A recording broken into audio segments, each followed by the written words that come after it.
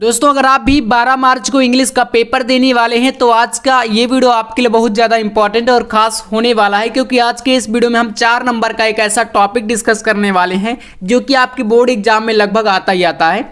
तो आज के इस वीडियो में हम सीखेंगे कि सेंट्रल आइडिया आपको किस तरीके से लिखना है। किसी भी कविता का यानी किसी भी पाठ का आप लोग बड़े ही आसानी से लिख सकते हो। और मोस्ट इंपॉर्टेंट सेंट्रल आइडिया आपके कौन कौन से हैं तो यहाँ पर देख सकते हो आपके सामने पहला जो सबसे महत्वपूर्ण पहला ही चैप्टर है माई मदर एट 66। और देखो आपको भाई जिस कविता के बारे में लिखना चाह रहे हो उसके पोएट का नाम आपको पता ही होना चाहिए, यानी कि कवि का नाम या कवित्री का नाम आपको पता होना चाहिए। तो देखो जो माई मदर एट 66 है इसके आपके पोएट कौन है, कमला दास हैं, ठीक है। इसके बाद दूसरा आपको यहाँ पर तैयार करना है कीपिंग क्वाइट का, और मैं आपको बहुत ही आसान तरीके से बताऊंगा। ऐसा नहीं कि भैया बोल रहे हो कि सारे तैयार कर लो तो हमें याद नहीं है तो कैसे करेंगे, तो आपको टेंशन नहीं लेना, मैं आपको बहुत ही आसान तरीके से अभी समझाने वाला हूं।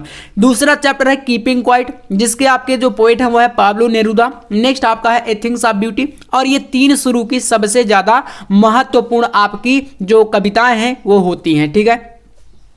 तो एथिक्स ऑफ ब्यूटी के आपके हो जाएंगे जॉन किट्स, और यहाँ पर लास्ट है आपका एंड जेनिफर टाइगर्स जो कि आपका हो जाएगा इसका एंड्रीने रिच, ठीक है। तो ये 3 आपकी क्या है 4 जो है आपके चैप्टर हैं जो कि सबसे ज्यादा महत्वपूर्ण होते हैं, लगभग 4 से 5 चैप्टर है ही, ठीक है। तो शुरू के 3 तो बिल्कुल तैयार होना ही होना चाहिए।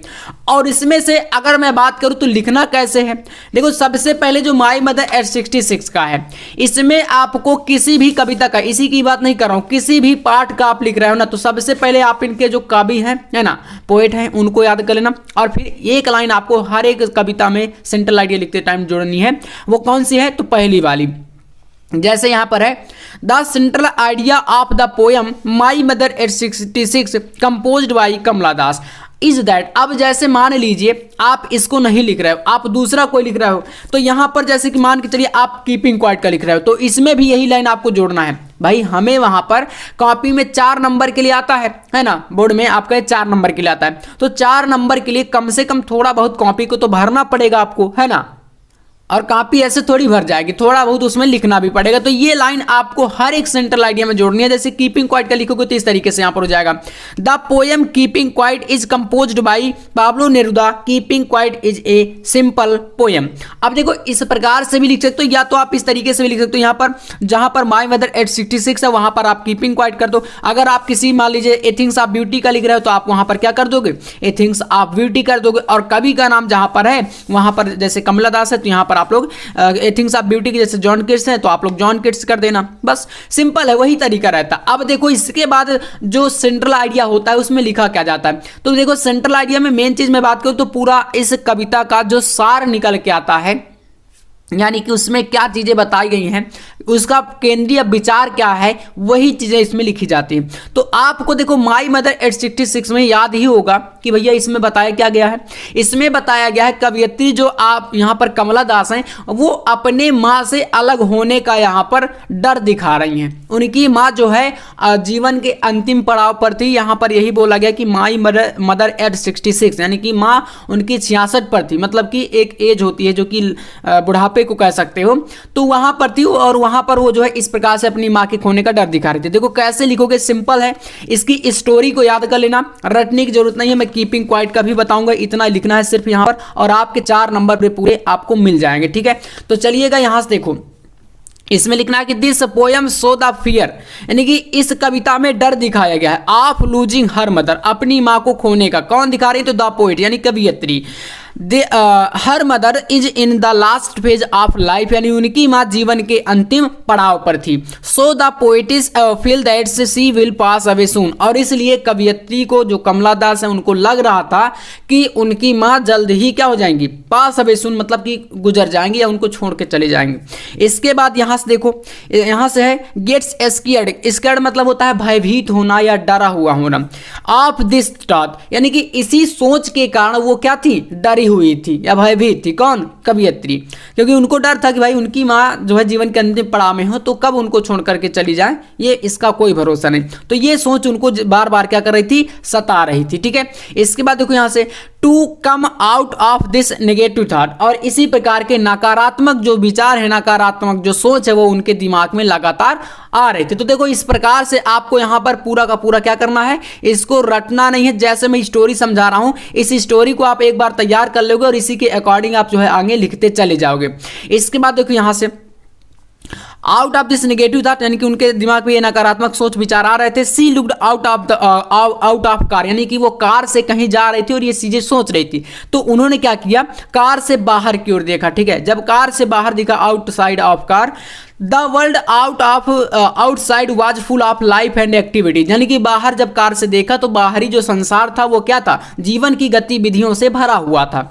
इसके बाद देखो यहाँ से अब इस प्रकार से देखो, आप अगर नहीं भी आया तो आप इसको क्या करोगे भैया, पूरा याद आपको स्टोरी आपके दिमाग में है कि कवयित्री अपनी माँ को लेकर के दुखी थी और वो कार से कहीं जा रही थी। जब कार से बाहर देखा तो बाहरी जो जीवन था वो गतिविधियों से भरा हुआ था, जीवन की गतिविधियों से। इस प्रकार से स्टोरी अपने माइंड में पहले क्रिएट कर लेना, हिंदी से पूरा समझ करके, और इसीलिए मैं बता रहा हूं तो आप आसानी से इसको लिख पाओगे। इसके बाद देखो यहां से क्या है, यहां पर the trees seemed running, trees यहां पर कर लीजिए, ट्रीज सीम्ड रनिंग फास्ट, यानी कि जो पेड़ थे वो ऐसा लग रहा था कि जैसे दौड़ रहे हो। आप वाहन में बैठे हो तो ऐसा लगा करता है ना कि जैसे जो है पेड़ जो होते हैं या कोई चीज़ें होती हैं, घर है, कुछ भी है, तो वो लगेगा कि भाई वो दौड़ रहे हैं जब स्पीड में वाहन होता है। चिल्ड्रंस लुक्ड वेरी हैप्पी, बच्चे बहुत ही प्रसन्न थे, है ना। एट द एयरपोर्ट, और जब वो एयरपोर्ट पर पहुंचती हैं, जब वहां पर मतलब उनको कहीं जाना था, they had undergo a security check, और वहां पर वो सुरक्षा जांच से जब गुजरती हैं। The poet's was standing a few hours away from her mother, और अपनी माँ से कुछ गज की दूरी पर खड़ी होती हैं। फेल्ट पेन, और एक दर्द महसूस करती हैं। At looked at the colourless and pale face of her, और उनका रंगहीन और पीला चेहरा देख करके वो दुख से भर जाती हैं, वो बहुत ही ज़्यादा कह सकते हो दुखी हो जाती हैं। बट हाइडिंग हर टीयर, और अपने आंसुओं को छुपाते हुए क्या कहती हैं? द पोएट इज सेड, कवित्री कहती है, सी यू सून अम्मा, बस इतना है, मतलब जल्द मिलते हैं अम्मा। देखो पूरा स्टोरी है यहाँ पर, बहुत ही आसान है, सिर्फ आपको शुरू की लाइन का ध्यान देना है। बीच में आप अपनी स्टोरी को जैसा मैंने समझाया हिंदी में वैसे आप लोग क्रिएट कर सकते हो। जैसे कीपिंग क्वाइट का आपको लिखना है तो कैसे लिखोगे यहाँ पर, है ना, 3 आप शुरू के याद कर लेना, my mother as 66, keeping quiet और ए थिंग्स ऑफ ब्यूटी, इतना कर लेना। 100% 200% जो भी कहो आपके बोर्ड एग्जाम में इन्हीं में से आ जाएगा। देखो कैसे लिखोगे, द कीपिंग क्वाइट का मतलब होता है कि चुप रहो। ठीक है, यहां पर जो कवि पाब्लो नेरुदा हैं वो यही बता रहे हैं कि चुप रहो, इससे बहुत ही ज्यादा प्रॉब्लम को सॉल्व किया जा सकता है। अब देखो इसमें पहली line, the poem keeping quiet is composed bye Pablo Neruda. Keeping quiet is a simple poem, यानी कि साधारण सी कविता है। इट इज एड्रेस्ड, ये इंगित करती है, एड्रेस करती है, टू पीपल वर्ल्ड वाइड, यानी कि पूरे सांसारिक लोगों को। यहाँ पर इसके बाद लिखना टुडे, आज की अगर बात करें, आवर लाइफ यानी हमारे जीवन में, इज हॉस्टी एंड विथआउट डायरेक्शन, हमारे जीवन में जो हम लोग कुछ करते हैं अगर बिना डायरेक्शन के, बिना दिशा के अगर हम जाएंगे तो यहाँ पर देखो किस प्रकार से बताया गया है, we don't understand that purpose of life in this poem, the poet demand of quiet introspection, यानी कि इस कविता में कवि ये बता रहे हैं कि हमें कोई भी काम अगर करना है तो उसको बिना डायरेक्शन के नहीं करना चाहिए, और अगर हम अपने जीवन में कुछ बिना सोचे समझे, अंडरस्टैंड दैट पर्पस, यानी कि बिना किसी उद्देश्य के अपने जीवन को आगे हम ले जाते हैं तो हमें क्या होगा, सफलता नहीं मिलेगी, या हम लोग ये नहीं कर सकते कोई भी काम है जो इस प्रकार का। इसके बाद कह रहे हैं पोएट डिमांड, यानी कवि जो है डिमांड यहाँ पर कर रहे हैं, मांग कर रहे हैं, आप क्वाइट इंट्रोस्पेक्शन, सेल्फ इंट्रोस्पेक्शन की यहाँ पर डिमांड कर रहे हैं। इनके बाद यहाँ पर आपको एक पैराग्राफ और लिखना, देखो 2 पैराग्राफ है, एक शुरू की लाइन इतना जो कि मैंने आपको यहाँ पर भी बताया था, ठीक है, पहली वाली में कि दिस कंपोज बाय जैसा करके आपको कवि का नाम और पाठ का नाम लिखना, वही चीज यहां पर, और 2 पैराग्राफ इतना लिख देना। इतना करने पर आपको यहां से 4 नंबर पूरे मिलेंगे। जैसे इस पैराग्राफ में देख लीजिए, इन दिस पोएम द पोएट से, यानी इस कविता में कवि कहते हैं, दैट मेनी प्रॉब्लम, यानी बहुत सारी समस्याओं को कैन बी सॉल्व किया जाता है, इन वेरी इजी, बहुत ही आसान, way by the self instruction, यानी कि बहुत ही आसान तरीके से कई सारी प्रॉब्लम्स को सॉल्व किया जा सकता है सेल्फ इंट्रोस्पेक्शन के through. Then we can resume our activities in the right direction, अगर हम अपनी गतिविधियों को राइट डायरेक्शन अर्थात सही दिशा में ले जाते हैं तो बहुत सारी समस्याओं को हम सॉल्व कर सकते हैं। और इस प्रकार से देख सकते हो, छोटा सा है, ज्यादा बड़ा नहीं लिखना, और 4 नंबर आप लोग अपना पूरा फिक्स कर सकते हो। ठीक है, तो कैसा लगा आज का ये वीडियो कमेंट में बताना। बाकी हाँ, ये 3 आपको कर लेना है, एक आपका कभी कभी आ जाता है, तो इनके कवियों के नाम मैंने इसलिए बता दिए, इनको याद कर लेना।